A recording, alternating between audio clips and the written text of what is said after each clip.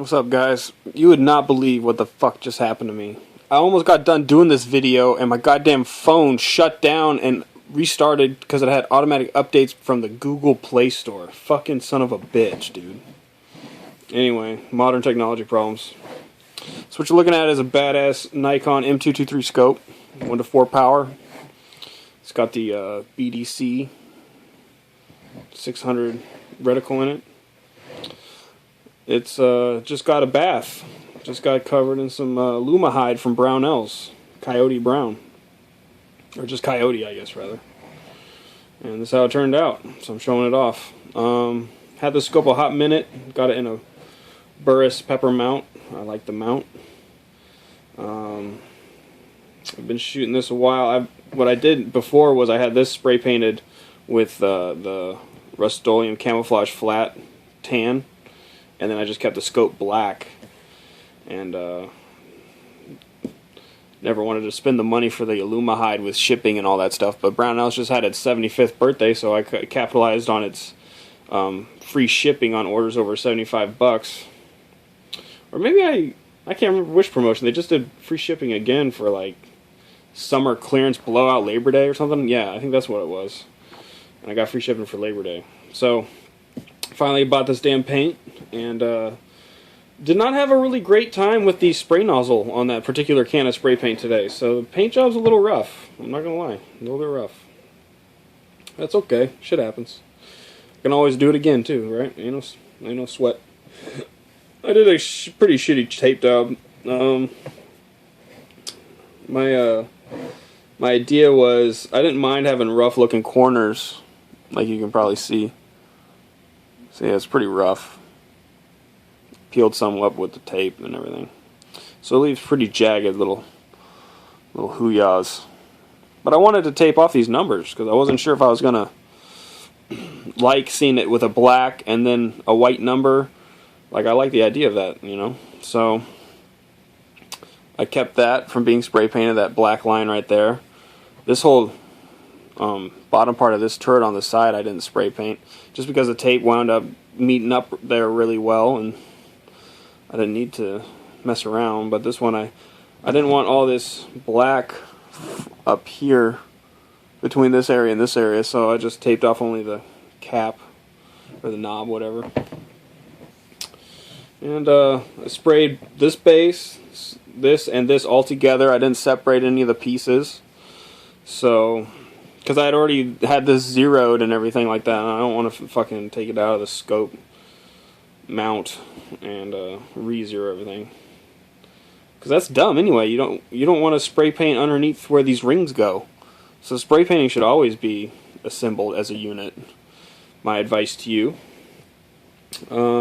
So Nikon M223. Let's talk about what I like about it real quick, just to say something. I like the profile. I like the overall length. I think it's a pretty good and compact scope. I mean, if they could make it even shorter, that'd be even doper. I'm actually in the market for something that, like, if I could get a scope that looked like an old school 50mm red dot sight, I would like that. Like, let's do that. Let's make scopes that are super short and squat and look like a red dot, an old school red dot. Let's make scopes like that. Anyway, it's kind of hefty. I think the pepper mount adds to its heft, so I don't really love that about the scope. I think the actual scope is actually kind of heavy, but you know, quality is quality, whatever. I just gotta hump it around. The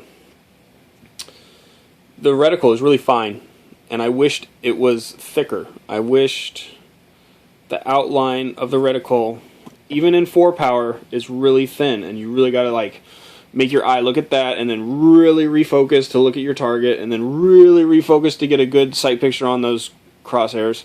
So I just wish it was thicker. I really do.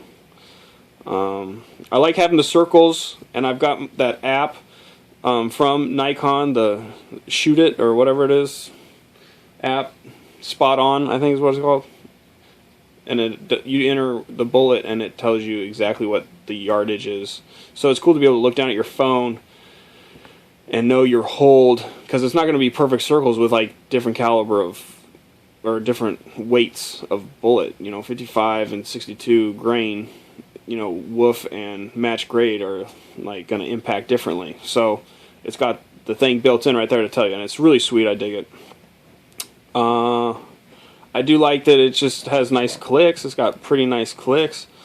Every time I go to the range, I have to re-zero it, like tiny bits, you know, and I think that's just correcting for differences in, like, you know, atmospheric, you know, humidity and like wind direction and shit. So I think it holds pretty. I think these, you know, these clicks and stuff are pretty good.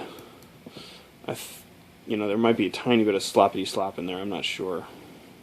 I haven't tracked this scope. I don't feel like that's fun for me at the range to be doing shit like that, but I guess I should do it, considering I've never done it. I just enjoy walking these right into zero right away. I always seem to do that pretty well. I never get mystery shooting, you know, like, okay, I pick up the rifle out of the box today, and these were already set at, you know, these numbers, and then, you know, I'm shooting low and left today. Okay, cool. Well, that looks like, you know, 4 clicks is 1 inch at 100 yards. Okay, so 4 clicks. Okay, 8 clicks because I'm 2 inches low, and then I come over here and I go, I'm 2 inches left, so I go 8 clicks, and then I'm there. You know, so that's cool. Those work like that, like God intended.